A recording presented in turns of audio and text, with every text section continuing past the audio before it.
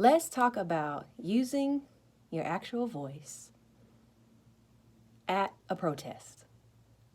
So, I have been blessed to be a part of some protests recently, and something that I have noticed is a tendency for folks to jut their heads out when they're saying, no justice, no peace. And there's a lot of this motion from the upper half of the body. I'm not saying there's anything wrong with that. What I would like to offer here is a way of support that can make your message more effective and give your voice more longevity so that you don't burn it out. So, let's talk about the lower part of the body. Something that white supremacist culture does not want you in touch with. Doesn't want you in touch with your feelings, doesn't want you in touch with your emotions, doesn't want you in touch with the earth, because if you were, you would realize how fucked up it is. Hence where we are right now. So, tapping into womb space, gut space, earth space, really feeling into your roots.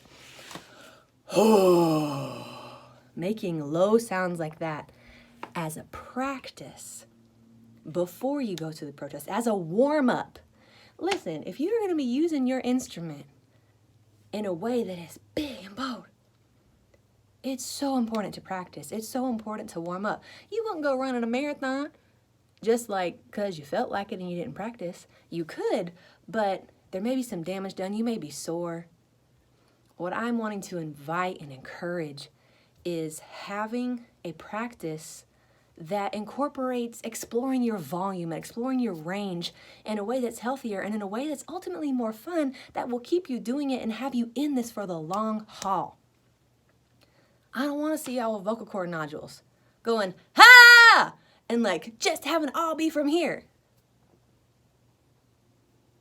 Root it down lower. This is so much of the work that I do with folks, y'all. And I'm so excited to see so many people stepping up right now. This is so inspiring.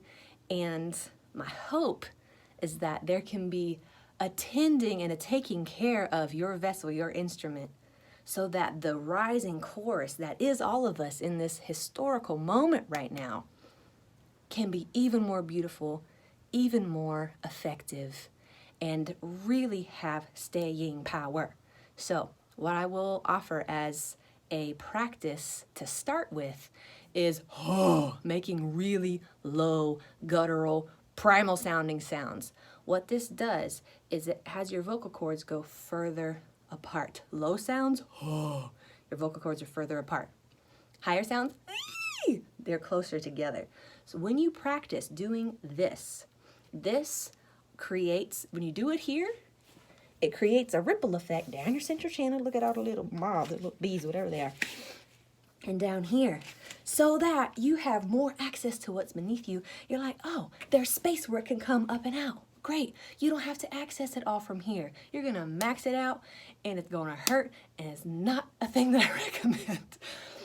So this is something, again, that is a process that takes practice. So one thing that you can do every day, let your belly hang out. This is another thing that white culture really shies away from, is like being loose in the body, not like tight and perfect, and there's a right way and there's a wrong way, and I'm just gonna be an automaton, and I have to be skinny, and I have to fit Western standards of beauty.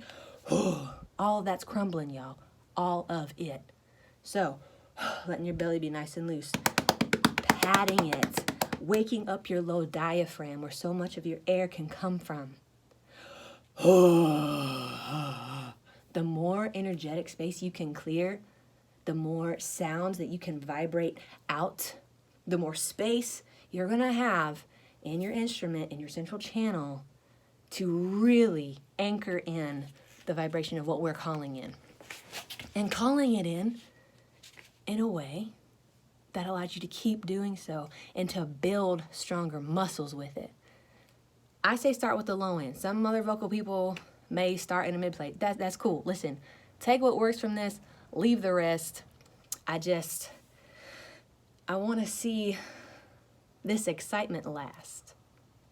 I don't want to see people's voices last and strengthen over time and not max out and think that it's, oh, Oh, and here's another thing. Here's another thing. If if something feels painful in your voice, that you automatically stop. Actually, I'm gonna make another video about this. Oh, I could talk about this for a whole other 10 minutes. I made it a reminder because I'm just feeling the spirit right now. And I'm like, I want to talk about this, I want to talk about this. But anyway, for people going to protest, using your voice, singing songs, doing the defund the police, all this kind of stuff, practice it. Practice it at home. Practice it before you go out. Practice being loud. Practice being loud, y'all.